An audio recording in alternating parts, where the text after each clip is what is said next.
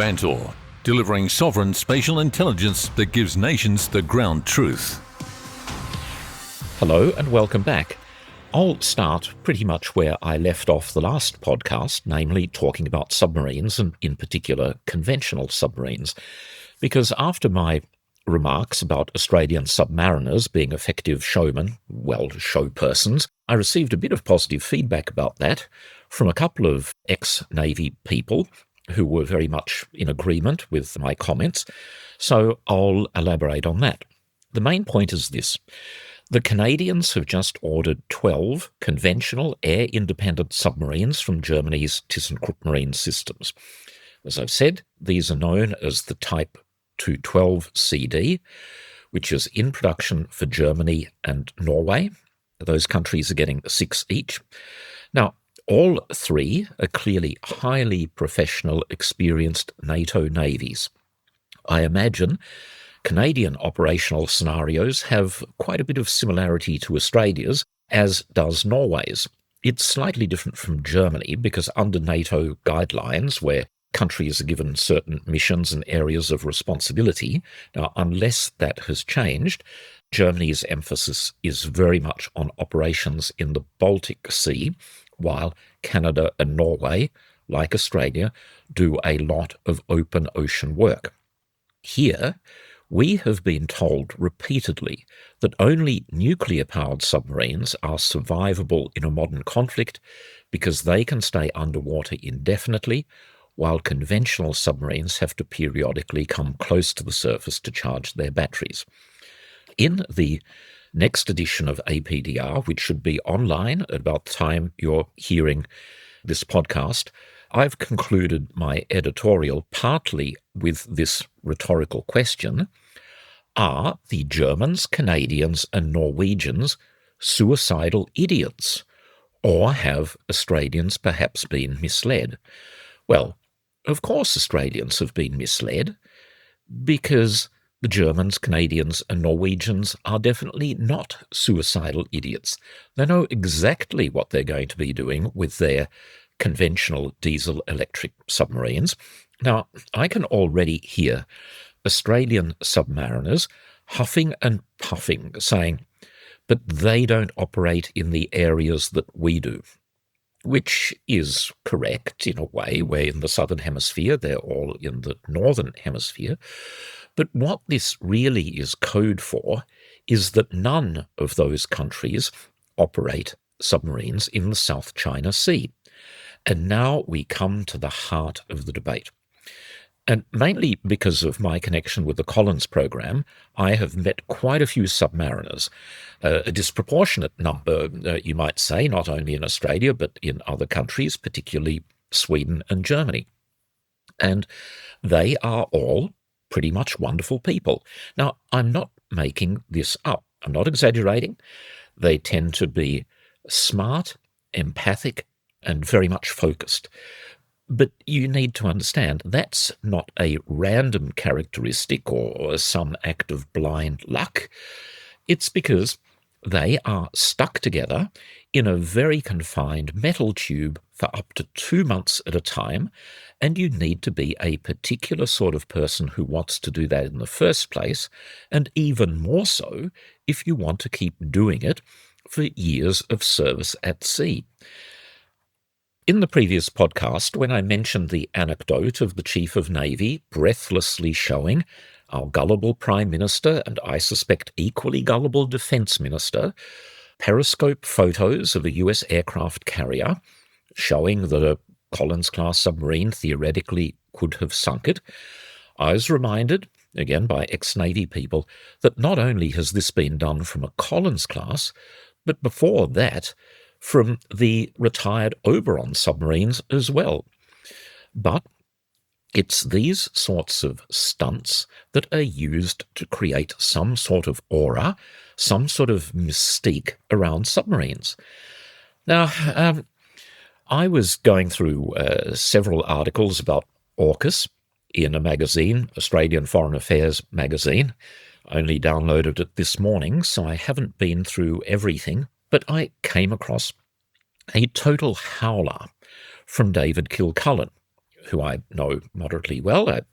David, a former distinguished career in the Australian Army, has done a lot of consulting work for the Pentagon. I believe he's now a professor. I'm going to quote from his article, which it might sound like I'm picking on him, but this is fresh in my mind. And it's yet another example of how, I'm sure purely by accident, the debate can be distorted. David, or Professor Kilcullen, wrote, Australia, this is the quote, Australia acquired its first submarines in 1914 and has maintained a submarine service ever since, underlying their enduring importance for successive governments. 1914 has maintained submarine service ever since. That is just plain wrong. 100% wrong. Yes, we did acquire 2 submarines in 1914. They were produced by Vickers in the UK and delivered to Australia just before the outbreak of the First World War. Now, AE1, that they weren't given names, serial numbers. We had AE1 and AE2. Now, AE1 disappeared on the 14th of September 1914 off the coast of New Guinea. The wreck has been found subsequently, and it is believed to have hit a reef and sunk with the loss of all crew. Now, AE2 amazingly managed to get through the Dardanelles at the time of the Gallipoli landings, which took place on the 25th of April, 1914. We all know that. And getting through the Dardanelles, which were heavily defended, particularly with mines, was a tremendous achievement. But then on the 30th of April, a mere 5 days later, the submarine had to be scuttled after a mechanical failure forced it to the surface, and it was fired on by a Turkish gunboat. All 35 crew survived the sinking and were imprisoned. Now, the E-class submarines were about 800 tons in displacement, 55 metres long, advanced for their era. It took them 83 days to make the voyage from the UK to Australia, which at the time was a world record for a submarine journey. So putting it all together, AE1 sank without experiencing any combat. AE2 fired several torpedoes but didn't manage to hit anything. It had a total of, maybe 10 days of combat operations. That's total. But here I have to point out to David Kilcullen and anyone else who somehow believes that Australia has been operating submarines continually since then. No, we have not. After the sinking of AE2, that was the last of the RAN submarines until August 1967, when the Oberon submarine, the first of 6, HMAS Oxley, arrived in Sydney. The Oberons were retired between 1992 and the year 2000 as the Collins were phased in. By the way, that process was badly managed by Defence and the RAN, and we experienced a submarine capability gap there. The Oberons were being pulled out of service before enough Collins were available to replace them. People could see years in advance that this was a looming problem. Navy did nothing about it. Anyway, getting back to the big picture here. So, First World War, one submarine managed to fire a few torpedoes, didn't sink anything. Of the 6 Oberons, I don't believe a single one ever fired a torpedo in anger. And to the best of my knowledge, no Collins has fired a torpedo in combat either. Now, don't get me wrong, I'm obviously a big fan of submarines for their deterrent effect and things like the ability to conduct surveillance and deploy special forces units covertly. But let's get serious about this. Australia survived without submarines from 1915 to 1967, a gap of 52 years. When we have had submarines, as I say, none have sunk a single enemy warship or indeed a single enemy anything. I'm not being deliberately unkind here, but that's a terrible record. Compare that with the Army, which knows what heavy combat is all about. First World War, Second World War, all of the things that we've done since, Vietnam, Afghanistan, Iraq, Navy, surface fleet, same sort of thing. First World War, Second World War, Vietnam, Air Force, ditto. They really know what combat is like. And submariners, through no fault of their own, have almost no relevant experience at all. And again, it's explained by this 52-year gap. And yet, despite this sort of, terrible record of not participating in combat, as I say, it's not their fault. It's just, it's just history. It's just the large period of time when we didn't have submarines, or the fact that combat operations, when they take place in places like Afghanistan, submarines are of zero use in that.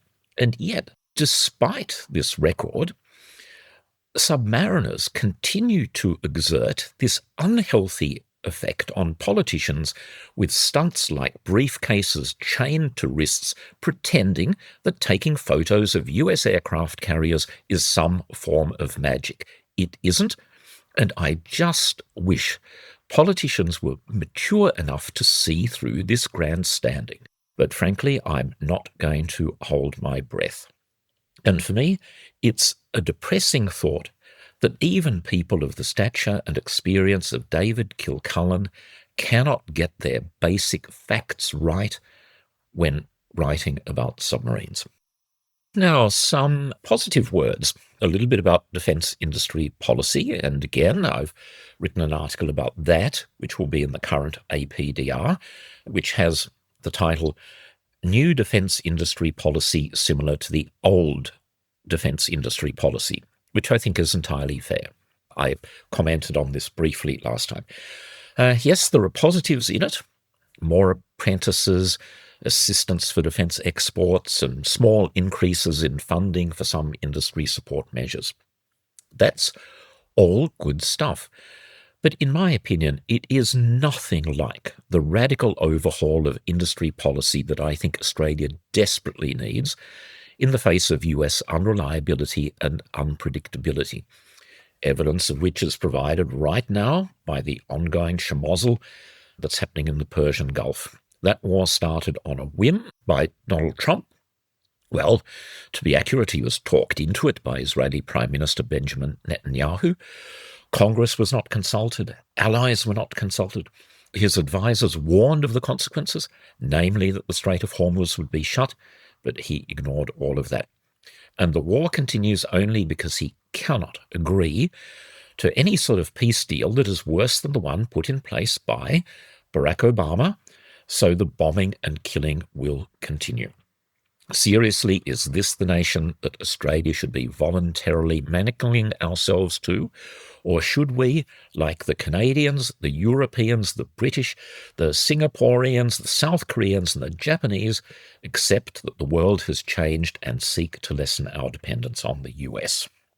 When it comes to weapons, such as the PAC-3 Patriot, short-range air defence missile, let alone longer-range systems like the THAAD, the Terminal High-Altitude System, it looks like the waiting list is now about 7 years and getting longer by the day as more of these things are fired off defending against Iranian drones and missiles.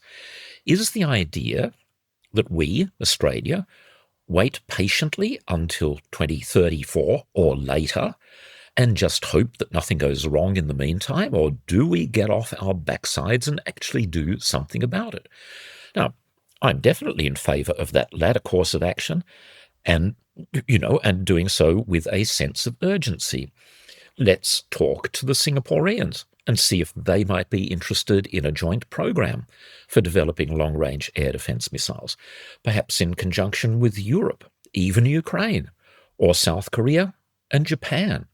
Let's do something to genuinely build up our own self-reliance rather than sitting around hoping for the best with this unshakable faith in the US production line and the reliability of US politicians to deliver stuff that meets all of our needs.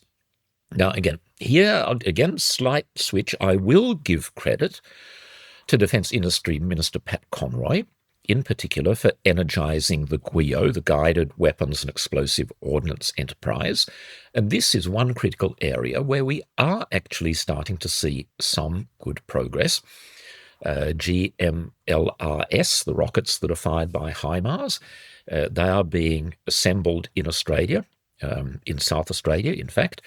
The search is on to find Australian suppliers who are able to produce all of the things necessary to go in it.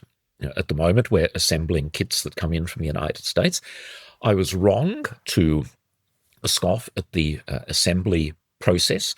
It's more complex than I had understood. I was given a very thorough briefing by Lockheed Martin, who explained that there are a myriad of different connectors that have to be matched up, that people have to understand all aspects of the missiles, they have to be tested, all of that sort of stuff. So there has been a genuine transfer of technology. Even more is going to take place when the Norwegian company Kongsberg starts the initial production of both the Joint Strike Missile, which is an aircraft-launched anti-ship missile, and the Naval Strike Missile. The JSM is going to be used by Australian F-35s. The NSM is already on the Hobart-class air warfare destroyers and Anzac frigates and will be on the future Hunter class. Also on solid rocket motors, a contract has now been awarded to Northrop Grumman to be the lead company for the introduction of that sort of capability in Australia. So stuff is happening there. 155mm artillery shells. Now, on this one, this is a rare example, very rare, of a minister making a mistake and correcting it. People might remember a truly head-scratching decision about 2 years ago when Defence awarded a 155mm shell production contract to Thales, when Queensland-based NIA already has a joint venture with Rheinmetall, one of the Western world's great munition companies. They're churning out 155mm shells, officially for Germany, but some or all of them are actually going to Ukraine.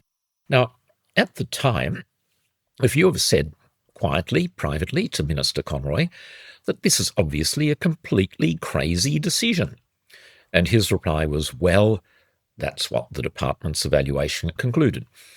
It's a bit like saying the department has concluded that the moon is made from green cheese. Anyway, this howling error has been corrected, and NIA will be producing two types of 155mm shells, one to a German design and the other of a US design.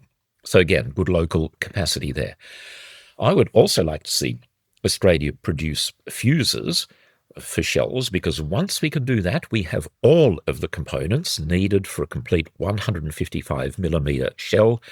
And despite all of the talk about rocket artillery and GMLRS and PrISM, Ukraine's fight back against Russia is showing that 155mm artillery, especially when fired by highly mobile and heavily protected self-propelled howitzers, are still vital on the battlefield because they can sustain high rates of fire for extended periods of time. Hours of shelling. You can even keep it up for days if the supply of ammunition lasts. Rocket artillery is different. It's a big whoosh as you fire off a salvo of 6G MLRS rockets or 2 PrISMs, and then you have to relocate and reload. You know, that's a time-consuming process. So skills and capabilities are being developed, so let's build on that and try and find creative ways of plugging the air defence missile gap. Australia is good on the command and control side. We have Raytheon on Kongsberg for Land 19 Phase 7, Lockheed Martin Australia for Air 6500, some superb suppliers, CEA for active radar, Silentium for passive radar. Let's bring it all together and develop our own air and missile defence system with the weapons also produced here. As usual, I have run out of time. I am going to have a winter gap for about 3 weeks. I'm going to Chiang Mai, Luang Prabang, and then Kunming. The normal disclaimer that if something really, really important happens, I will record another podcast while I'm on the road. Otherwise, I'm going to attempt to spend 3 weeks without obsessing about AUKUS and about Donald Trump. Thank you very much for listening. Goodbye for now, and you'll hear from me in August. Vantor delivers sovereign spatial intelligence so nations can own the ground truth. See how at vantor.com.